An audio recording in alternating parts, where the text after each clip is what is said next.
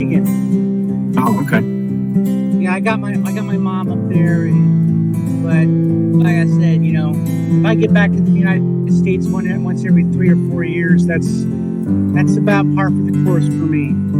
Yeah. I had the thing about living out on the fringe. Oh, yeah. I used to, and now I have a 16-room Victorian that I'm renovating.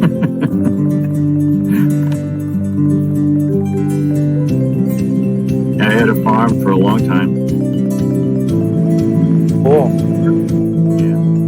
Yeah, I got a farm over here. It's pretty extensive. I mean, where we live, agriculture and livestock are the main staple industries. Yeah. Pretty simple, quiet life. Yeah, I just when I lived on it was a small farm, but it wasn't much. There wasn't much there. But I started to the person I was taking care of, he passed away, so that caused quite a few problems, with the mortgage and whatnot. So he had the mortgage, I was on that deed, and then one thing led to another, and then they wanted $486,000 for the house. Wow. Yeah, and I said the house is only worth 150, and that was all that was on the mortgage. So I said, you can take it. So I bought a 16-room Victorian for $80,000. Wow. Yeah. Fixer-upper? Sort of. Yeah. Yeah. It needs a lot of work. Yeah. Hi. Yes, sir. Yes, sir. Yeah. I'll just brief about what actually is knowledge and about myself. So this is Dr. Rupali Mimane. I'm from Pune, Maharashtra, India. I'm an assistant professor in a college, and during this lockdown, we had the privilege of training around 11,000 faculties on online teaching and learning all across India.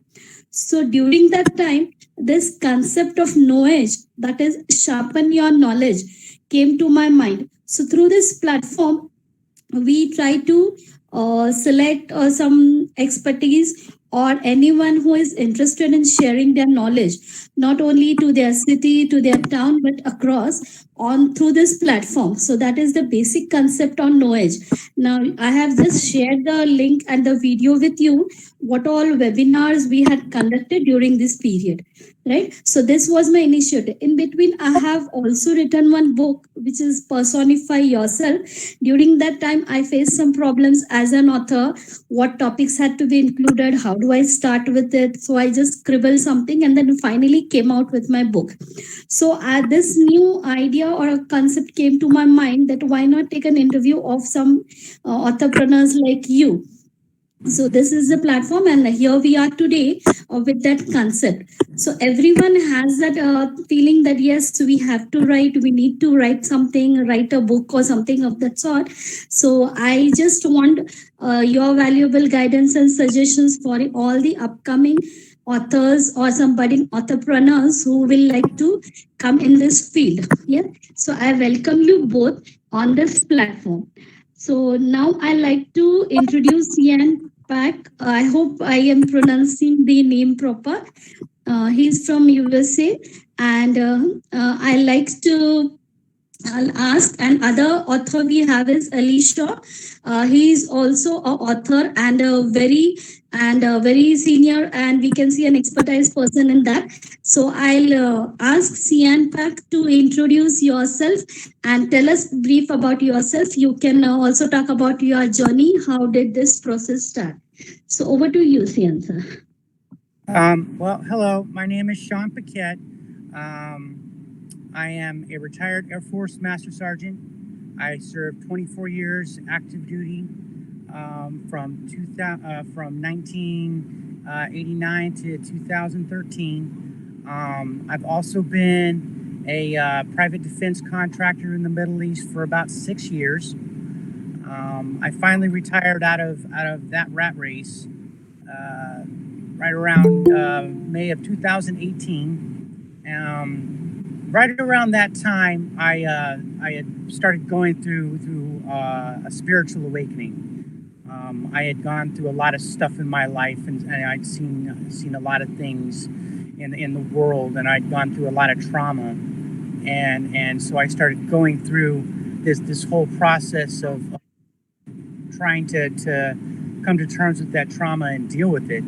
And one of the ways that I decided to do that was to write my story.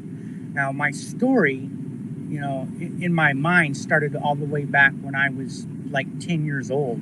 And I realized this entire world in my mind, and it was a place where I could go, to escape reality, because the reality that I had been living for most of my life was pretty traumatic. I went through a traumatic childhood, and traumatic trauma as a teenager. I was in several car accidents, numerous physical struggles, child abuse, you name it. So, I had a lot that I had to deal with. So, to create this world in my mind was how I dealt with coming to terms with everything. And it's also how, the story, A Game of Gods, comes to fruition. That's my journey. Was, a great many things that occur in the book are actually symbolic of things that happened in my life. Especially over the last couple of years, it was like I came to the traumatic peak of spiritual awakening, and that's spiritual awakening in itself is traumatic. So it's like you're going through trauma to deal with the trauma that you went through, in order to rise above the trauma that you're going through and you went through. And so that's the journey that led me to write A Game of Gods. Okay, sir. Thank you, Sean, sir. Now I'd like to introduce Elisha, sir. Sir, can you just brief about yourself and how about your journey? And just a brief about yourself, sir. Well, I live in the United States, and the journey I was on basically started when I was 10 years old. I consider myself a caregiver for the last 62 years, and right now I'm 72. So, and it started with me. My neighbors moved in at one point, and their son came over and threw a ball to me, and I threw the ball back and whatnot. And I thought he was Chinese, and I was so excited. I finally met somebody who was from China at 10 years old. And the only thing I knew about China was that if I didn't eat my food, then they were going to starve. So it was my mother's way of getting me to eat. So, but eventually I found out through my mother that he had, what do you call it? Well, Down syndrome, but we used to call it mongoloidism. And, which is not used anymore. And so I became his protector, his mentor, his friend, whatever. If the kids started beating him up, I'd run in and they'd beat me up instead. And I'd say, Charlie, run, and he'd run. And then when I went to camp, I asked him if he was going to go to camp that year. And he said, no, they don't take people like me. And I didn't quite understand that. So I went to camp, and when I came back, he had moved away with his family. His family was in the service. And I've never been able to contact him or find out where he went or any of that. And apparently I told my mother when I was 10 or 12 that I was going to do something that would change the way people treated kids like him. And about 6 years later, I started a camp. I was about 17, 18 years old. And I started a camp for kids with disabilities, and it was completely run by teenagers because the adults kept on telling me that, I couldn't do it. So I did it. And it was one of those deals. And eventually, one thing leads to another. And what I was finding out that everything I did had to do with caregiving. I was taking care of someone or something or a pet or whatever. And in 1992, my father had heart problems. He was eventually in a coma. My next door neighbor had a stroke, and one of my best friends had AIDS. and I was there. All three of them. I was the caregiver for all three, and some of them for long distance. My father lived in Rhode Island. I lived in New York City, but they all passed away within 3 months of each other, or within a 3-month period. And all of a sudden, after the last one passed away, I felt like I hit a brick wall. And one of my friends, who was a psychologist or a psychiatrist, he and I were talking, and he gave me some meditative things to do, type of thing. So eventually, he said, "Why don't you start writing down your emotions and your things that you feel strongly about?" So eventually, I did that, and I gave the notebook to him afterwards. And about 6 months later, he came over to me and he says, "You need to write a book." And the problems I found during that journey of writing the book, which it took 25 years to finish it, was that most of the publishers that I was contacting said that the subject of caregiving wasn't a genre that was saleable or marketable. So for 25 years, I struggled with trying to figure out a way of publishing it. But in the meantime, all these different caregiving things had happened to me, so I kept on writing. And then finally, about a year and a half ago, I decided that's it. I'm going to try to do it self-published. And I found a company, it's Westwood Publishing Company. And they helped me out, and I got it. It cost me a lot of money, but it was like, that this is the legacy I need to leave. And so whether it cost money or not didn't matter to me at that point. And then finally, I finally got it published, and it's still been a struggle. It's one of those things.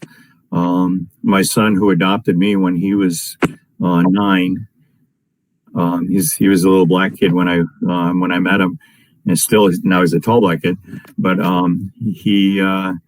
he's now writing a book because he and I had been talking about my writing the book, and it just kind of inspired him to do that. His mother passed away with AIDS, so it was there's a lot of connections all the way through the book and whatnot. And I just felt I had to do it because right now we're in such an emotional state in the world with COVID. Everybody's a caregiver. We've all lost somebody or know somebody who has lost someone. So it's one of those things where it's a book of its time, I think. And so it's called "If I Die Before I Wake: A Caregiver's Journey," basically.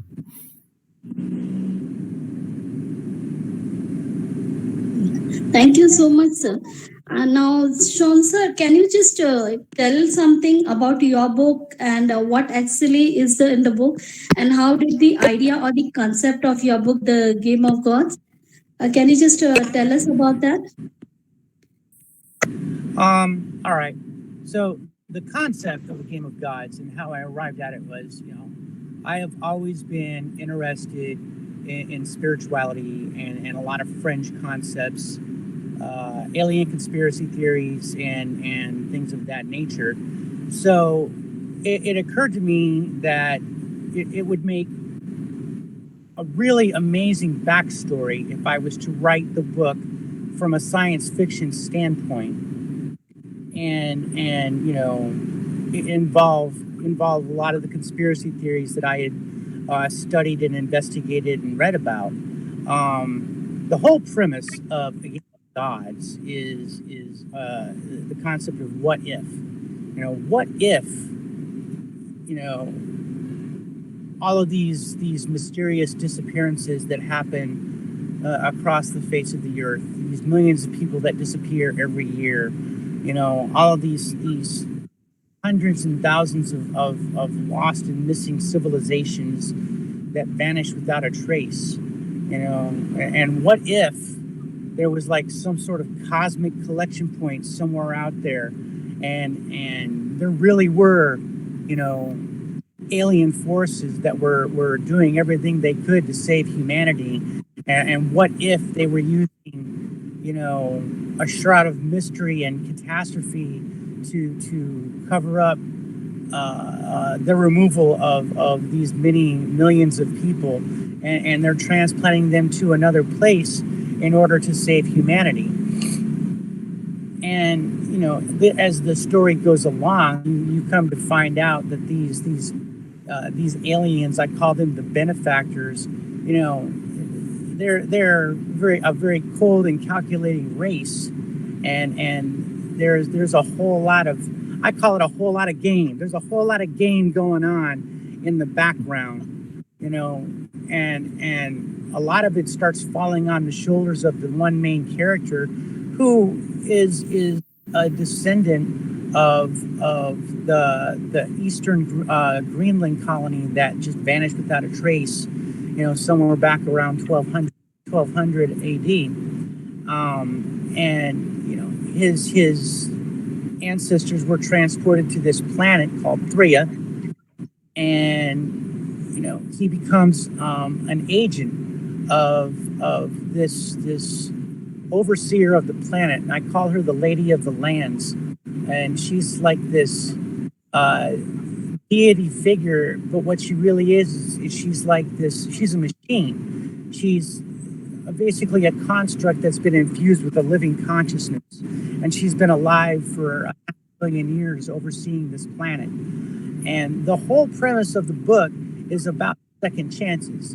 It's about second chances for humanity, and it's about second chances for life, and it's about second chances for a whole race of people that exist on this world that at first glance seem like the most horrific enemy you can imagine, and you come to find out that they are actually being controlled by a malignant commanding force.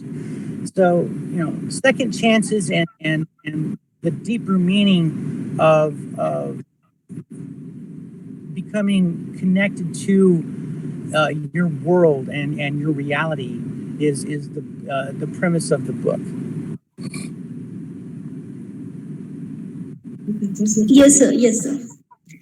Sir, if is it possible that you share your website or just a glimpse of your book in case you are able to share with your audience today?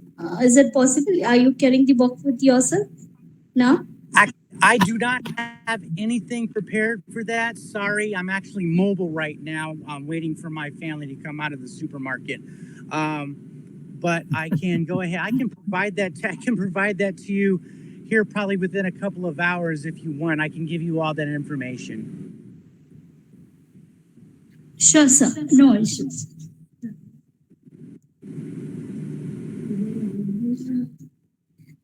Elisha, sir, maybe you can brief us about your book. Yeah, well, the book basically is it's a journey of caregiving. And by the way, Sean, I admire your imagination. It's something I've always wanted to write a book, a fictional book, and it's always been a chore for me. So I admire that. So I just wanted to say that for you.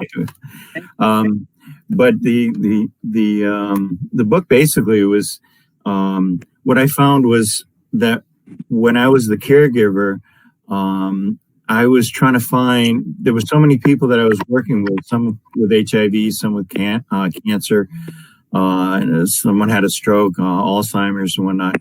And what I found was that a lot of times I would be writing stuff down. For example, the way I would heal if someone passed away was I would write a poem about it. And there's a lot of poetry in the book.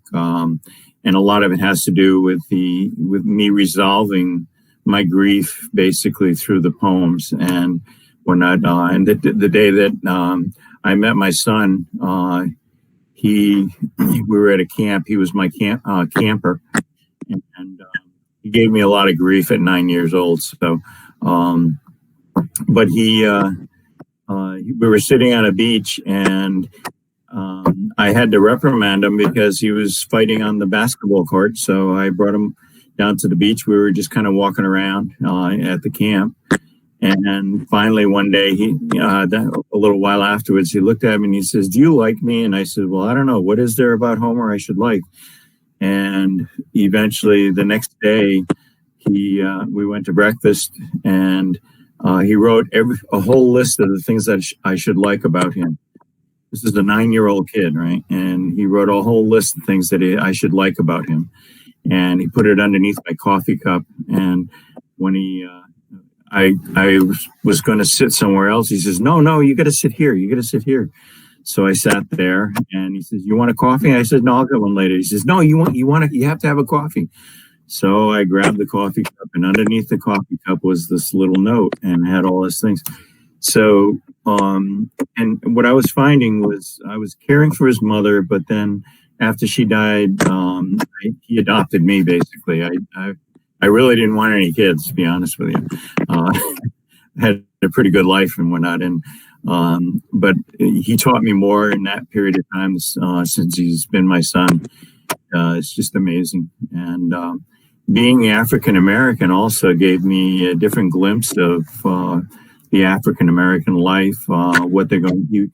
He got stopped so many times, stopped and frisked and whatnot. So there's all these different things in my life, and I would go to the police station and I said, why did you stop and frisk him? And then when I told them that he was my son, they looked at me and go, he's your son? And I said, why is that a problem? And it was just, I was learning all these different things, and I was finding out that everything I did, no matter where I went, I had a sense of caregiving, different ways. Sometimes it was either taking care of a person, or I've got 2 pets that I take care of. I just bought a 16-room Victorian that I'm turning into a respite house for traumatic brain injury. And what I'm doing is I'm taking care of that. I have 3 clients that I work with. One of my clients just passed away on Friday. I was with him for 27 years. So there's a lot of different things about caregiving that I learned in 62 years, right from the time when in the 50s and 60s, we used to take people who were different, who had disabilities and whatnot, and put them in institutions. And I worked in an institution for a while, and I got to really get a glimpse of all these people. And a lot of the people that you see nowadays that have Down syndrome or Alzheimer's or whatever, we were putting these people into a locked-in area, and it was like a prison. And these institutions were basically just holding cells until they passed away, because we couldn't accept the fact that they were different. So that's, in some ways it was safety for them, because we didn't have what we have now for taking care of people. We didn't have the knowledge about caring for people like that. Also with Alzheimer's, I had a friend that I worked with, and I watched him daily as he progressed through Alzheimer's. And one of the poems that I wrote was called Alzheimer's 101 in 12 hours. And it's basically a whole procedure of some of the things that he went through, right to the point where he put his head on the pillow, didn't know who his wife was because she was a stranger to him, and he was sleeping with her, and put his head on the pillow and then disappeared. And that was the whole process that he went through.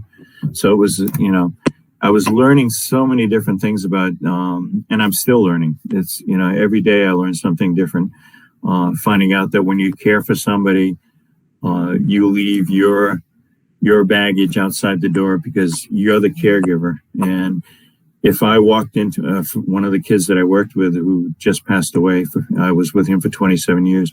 And if I walked in there and said, oh man, that was the worst day I had today, and blah, blah, blah, and I was complaining to him, this kid couldn't move his legs, he couldn't move his arms or his neck, he had cerebral palsy, and he was bedridden.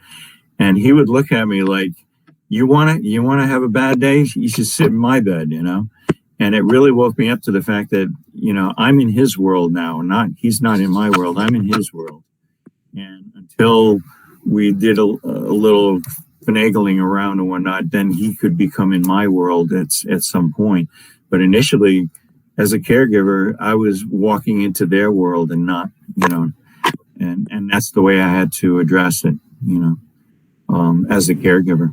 So the book basically is just a lot of experiences, a lot of my failures, a lot of my successes, how I dealt with grief, my parents' grief, the loss of my parents, my best friends, suicide, all the different things that I was experiencing, and how I had to kind of figure out a way of coping with it. And there weren't that many books out in 1992. There weren't that many books out. It was all nursing books and doctors' books and whatnot. But there was nothing for, quote unquote, caregivers of loved ones, and it was mostly technical books. So I had to come up with something, and that's what I did. That's nice, really nice of you. Yeah, we do come across such cases, and even I had when my father expired around 20 years, it was a really difficult time. It becomes very hard in such cases to have all this thing. Yes, sir. So now, Sean, sir, I'd like to ask you, how about the publisher, and who was the publisher, and how did you go about it? Okay, so for the publisher, I knew right off the bat I probably wasn't going to get a traditional publisher to look at my work, because it deals with a lot of really fringe concepts, and it's a good story, all right, but it deals with a lot of things that may not be considered marketable in the science fiction and fantasy genre, just because of the way I used magic and the way I used the conspiracy theories and so on. So I knew right off the bat I was going to have to go indie. And so I was discussing it with my mom, and she's the one that actually found the publisher that I use, and that their name is BookLocker. And you can look them up at www.booklocker.com. And they're great. They presented a really great package. Did my book cover, synopsis, did all my keywords stuff through Amazon,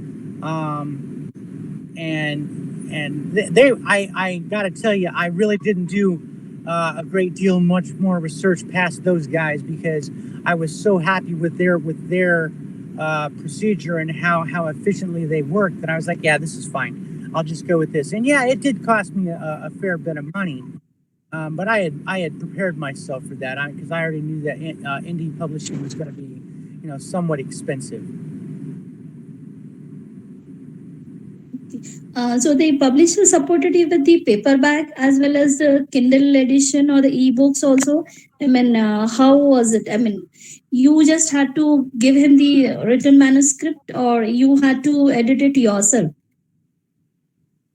As far as editing was concerned, I'm a really blessed person with some of the people I know, and I just happen to know several college-level English teachers and one English professor, and they were more than happy to edit my work, and so they did my editing for me, and that was a collaboration back and forth, just like it is with any editing process, and then I had several people that that are spiritualists like me, who are happy to beta read my work, and they gave me ideas and pointers. And at the end of the day, it's really was a team effort between the editors and the beta readers and myself to come up with the finished product. And the finished product was submitted as a Word document manuscript, and BookLocker did all the formatting and put it all together. And yes, they support for both paperback on demand and as well as Kindle, Barnes and Noble, Apple, and they got out on Kobo as well.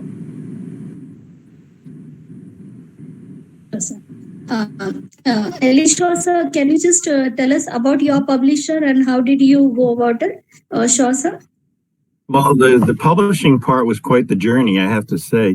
I'm not going to mention the name of my first experience because it was not a pleasant one.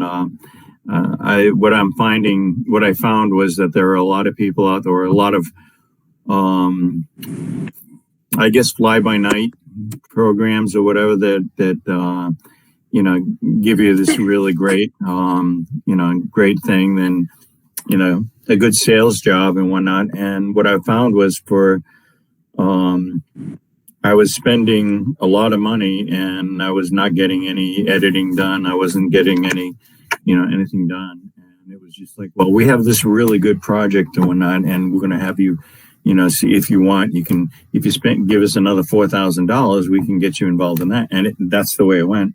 So finally I got frustrated with it, and I said, I want my money back. I haven't seen anything. There was nothing there. So, and it took a long time to do it. And I finally found a publisher called Westwood Publishing, and my good friend now, Katrina, she was my guardian angel. She told me how I could get the money back from the other publisher, and so I got it back, and then I used that money to start the publishing. They did quite a bit of it. I did the artwork. I'm a photographer, so the artwork. This is the book itself, and it's 368 pages with a lot of poems and whatnot. No pictures, unfortunately, except for the cover.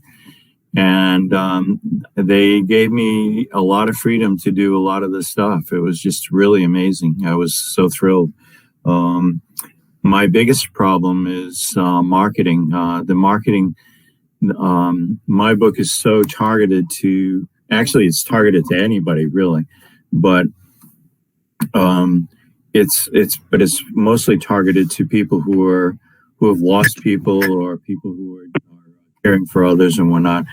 And so I've had to really kind of be creative with that. And I ended up with the addresses of almost 12,000 nursing homes, and then all of the hospitals, and then the names and emails of all the nurses in each hospital. So it's a targeted marketing for me anyway. There weren't that many people able to do that in the company. They were basically saying, well, if you do this big advertisement, full page advertisement in the Los Angeles Times, everybody's going to see it. Well, that was great, and I didn't sell one book. So I spent $4,000 on an advertisement that I didn't get anything out of. So, I've got it framed. It's it's on my wall, so I'm happy. It's just there's so many things. Marketing is real tricky at times, and especially now with COVID. I used to go to all the book fairs, and they had them in Los Angeles, Georgia, Florida, all over the place. And I was supposed to be in London and in France and Sweden this past summer, but that didn't happen because of COVID. So everything's pretty much at a halt, except for a lot of the online. So that's when you sent me that email, I was like, okay, I'm coming. I got to do this one. So what I'm finding is every time I get a chance to, if I meet somebody in the store and I start talking, I give them a card. Or if I'm on Marketplace on Facebook and I buy something from somebody, I talk about my book and I give them a card after I buy their stuff, and then they buy the book. I just sold 2 books to my insurance agent. I wouldn't shut up, so she bought the books. So it's one of those things where, I'm learning a lot.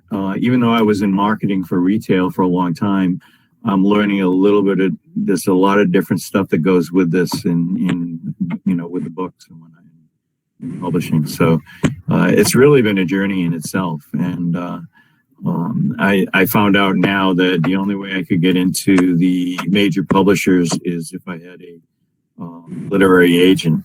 So now I'm trying to see if I can find a literary agent that will take me on. So if any of you out there are a literary agent and you want to help me out here, I'd be more than happy to talk to you. So Exactly. So, writing a book is a one journey, and then publishing it and going on social media, marketing it as a totally different task and very, very tedious. How about you, Sean sir? How did you go about with the marketing of your book, The Game of Gods? Okay, so I've got quite a bit of marketing experience. I spent a couple of years at the corporate level after I got out of the military, and I was working in the Middle East. So I knew that I already had a challenge with the marketing, because uh, with Book Locker. They do marketing and advertising to a point. But I knew that if I wanted to do a market saturation, that I was going to have to do it on my own. So I did a great deal of research. Starting off is I was able to identify about 12 different websites that I would able to do an ad or post a review or get my face or my book out there on their website. And then I found about 12 more websites that I'd have to pay for, to get an author page put up or to lobby for my book. At the end of the day, for marketing, I probably spent about, between $300 and $500 for the marketing, but I ended up with about, between 15 and 20, active websites that have my face out there, my biography, my book and the review for the book, and so on and so forth. And then I use social media heavily. I researched Facebook exclusively for writing groups and writers groups and book promotion. And I've got an Excel spreadsheet with about 216 different Facebook groups that I actively, post promotionals to every week. And then I also utilize Instagram heavily, and I also use Twitter. From time to time, I'll blog on Tumblr. I created my own website to not only market my book, but also to market my secondary passion is graphic art. So I use my website for that too. And I do all of my own promotional visuals, and I was heavily involved with the cover art of my book. But the marketing is an ongoing, very active process. It is with marketing. It's never what you call fire and forget. You're basically functioning as a smart weapon, and you've got to be out there daily, throwing out pitches, finding people that'll review your book, finding interviews like this one, interacting with other authors, interacting with readers, and then staying visible to the readers. So I'm on my I've got 2 Facebook business accounts and 2 Facebook private accounts that I'm on every day, talking to my readers about my book or about spirituality or the concepts of spirituality and metaphysics and conspiracy theories within the book.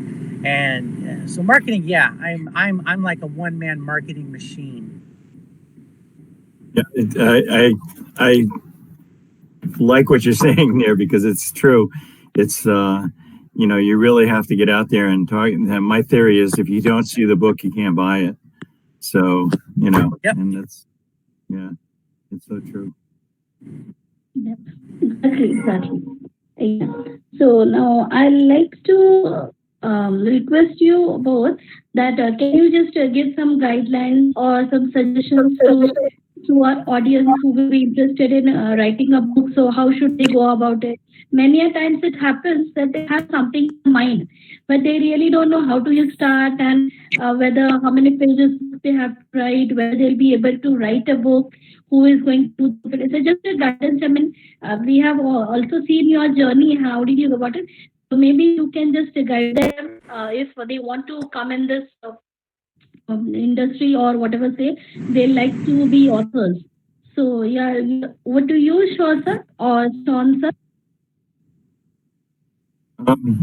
As far as if somebody's looking to write, go ahead, Sean. Go ahead. Yes, Sean. Okay. The best I can tell anybody that's looking to write a book is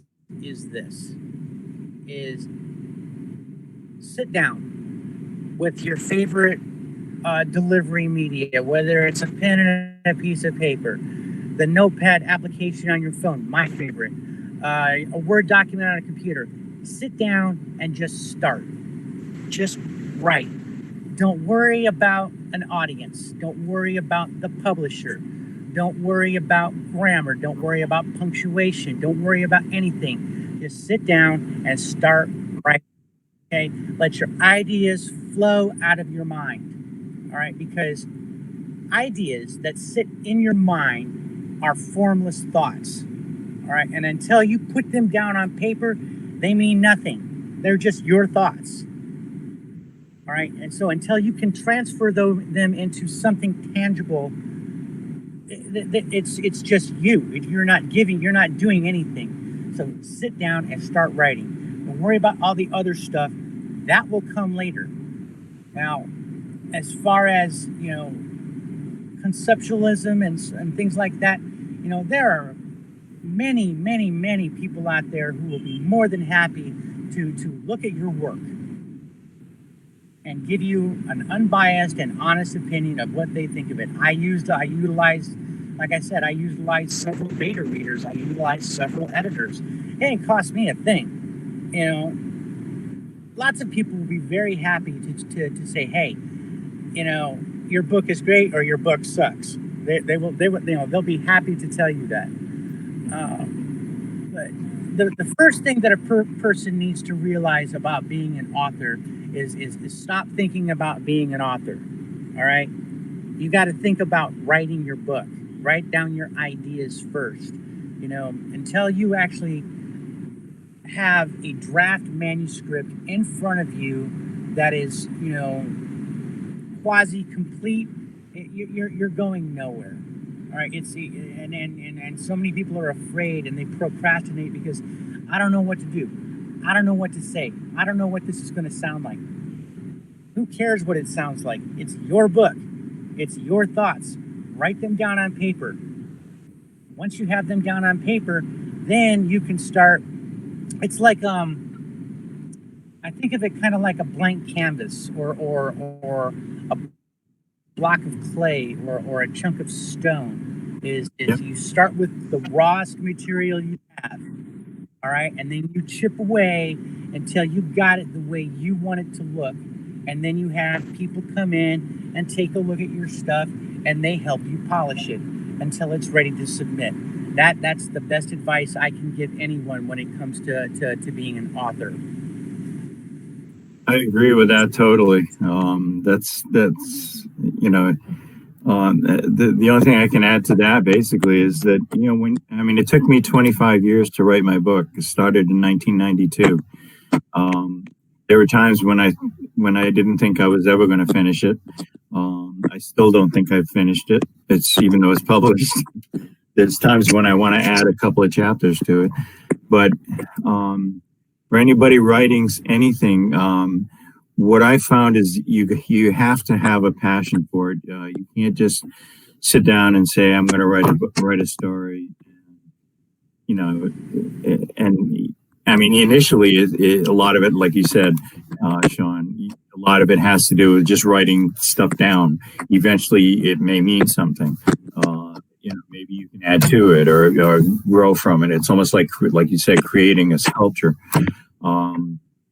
But also, as you get along with that, you have to find some passion for doing it. Because what I found was there was a lot of times when I just had no passion for doing it because of, it was taking so long.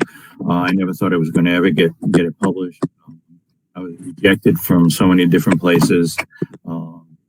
But I kept on writing, but there was sometimes when I would sit there and write and it's like, I'm just putting words on paper and they don't mean anything. And yet when I looked back, eventually when I started the editing process, I look at those pages that I was writing when I had no passion, and they meant so much and they added so much to some of the chapters that I added them in there. But when I was writing them, they didn't mean anything to me. I was just writing down notes or whatever. And I use my phone also. I unfortunately my phone sometimes doesn't speak English, so it comes up with all kinds of stuff on it, and I have to translate my phone, into whatever I can find. And at 72, my memory isn't that great. So there's a lot of times I lose it completely, So they're in cyberspace somewhere, I guess. But I think if anybody's wants to write a book, my son is going through that process right now, and he says, "Yeah, but I don't know what to write about." And I said, "Look at your experience. You had an experience with you lived with a mother who was HIV positive. You've had experiences living in the projects. You lived in an affluent area while you were living in the projects. You had two different lifestyles at the same time. You couldn't tell your friends in the projects that you were living in the rectory, and you couldn't tell the people in the rectory where you lived because you were ashamed of it. So, that's a book in itself right there. I mean, there was so much you could write." And finally, he started and he says, "Man, I can't believe I have a father who's an author, man." And he just, it just works, and I think he's starting to do things. And also in the book that I wrote, I started a program called Legacy. And Legacy is there's 3 questions for legacy.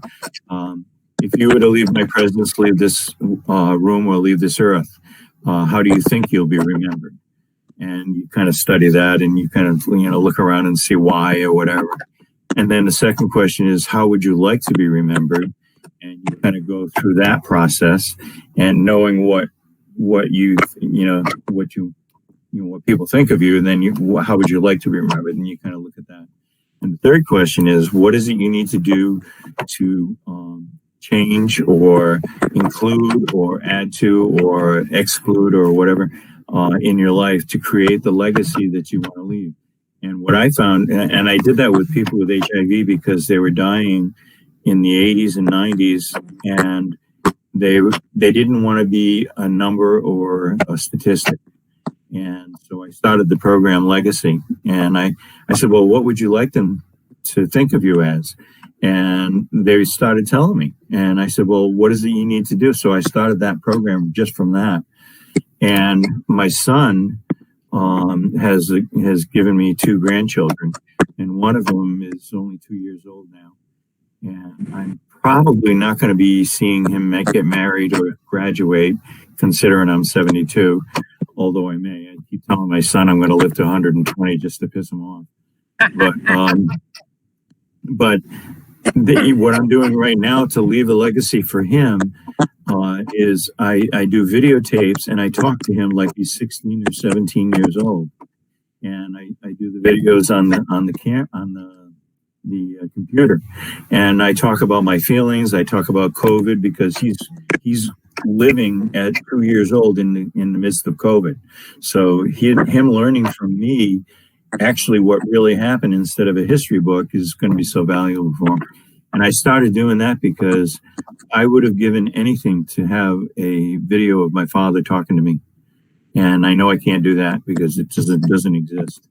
So now I'm, and a lot of my friends, I'm doing the same thing. I'm leaving videos for them and stuff like that. So that's my legacy. And so using that and all that stuff as part of the book helped me out. And anybody writing a book, includes stuff that's totally absurd, or things that are out of the box. And I think that really helps sell it sometimes. Exactly, sir. And it's really going to be very helpful for me because I just came up with my first book, and I had so many challenges. I faced so many things. I could not think what I have to write, but now I have the idea. So basically, both of you guidance is going to help me as well as the new authors who want to be. So, and actually, I agree with you, Shaw, sir, that yes, you need to keep it with the videos because that is the only way you are able to see the person who is not there, or maybe you can talk with him. You have their video image in yourself, and that I really appreciated the way you are doing the videos. Actually, sir, thank you. And you may be there, but your mind may not be there. So. Yes. And them seeing you as, like I was Winnie the Pooh in the 70s or 80s rather. And I've got videos of me doing Winnie the Pooh and me getting in the costume and whatnot. So they're looking at me as I was then, and if they're talking to me then at that point when I may have Alzheimer's, who knows, they have something to go on as to who I was, So Yes, I really appreciate the legacy you leave. Yes, yes, sir. Thank you. So anything else, maybe Sean sir, you'd like to share, or maybe Shaw sir, you'd like to share, or we can go on to the concluding part of this. In case you want to share anything else, you can do that, please. The best I could probably give as a final share is this, and it goes right back to what we were talking about as authors and writers, is never be afraid to express yourself. Never be afraid to write about what you feel about. Never be afraid to write about your passion.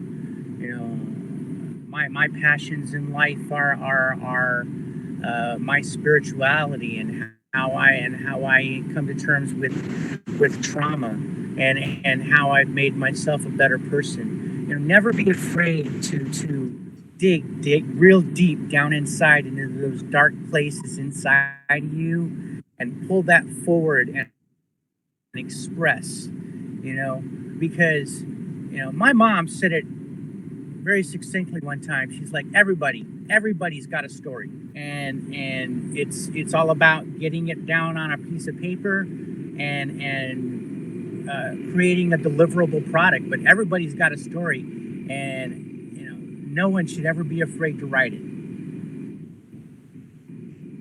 I agree totally with that. Yeah. And also, you said digging down deep. When you dig down deep and you pull up all that stuff and you put it on paper, what you start finding out is that everybody else has that same stuff too. That stuff that you're digging up deep, they've all got that same stuff that's dig down there deep, and that's some of that is your audience. Those are the people that are going to read your book. And when you really go down deep there, and you're the person that's going to bring it up and be brave enough to bring it up, and these other people are going to admire you for doing that, actually. And it's, in my book, the same thing is, when I lost certain people, it was like I was afraid to cry. I was afraid to grieve. I didn't know how to grieve. I was, I didn't want to talk to people and whatnot. And I thought I was the only one like that. And then after writing it, and now it's like, everybody tells me, it's like, I feel the same damn way, and you don't know that until you bring it up, Yes, sir, yes. So now this session, sir, the session which we have conducted today, it was really informative, and really it helped me a lot, because I wanted to go in with this becoming an authorpreneur, basically. So initially when I started, many of them said, okay, nowadays who is into reading books and all? You've got this YouTube videos and podcast and everything. So who is basically reading the books? Now, as I am a professor in a college, I see that the students, they are hardly into reading. So basically my initiative was, and I have my kids and all, so to inculcate the habit of reading also, that I think somewhere down the lane it is becoming less, and also maybe this will be a good initiative or to start with them. And so now we will be doing this session recording. We will be live on YouTube also, and I'll be sharing with you the YouTube link, and then you can, in the comment section, you can share the link of your Kindle book or your paperback book, whatever links you want, even your website, and that will help your audience, and then you can share it on social media also. Thank you so much, Sean sir. Thank you so much. And it was really a great pleasure listening to you both. And I really appreciate the time zone, because I try to adjust the time zone according to year, but still, so still it was really great of you to do with that. Thank you so much, sir. Thank you. Thank you. I appreciate it. You're very welcome, and it was a pleasure. Yes, sir. Thanks a lot, Thank you Sean, sir. Yes, thank you so much. Yes, sir. Thank you.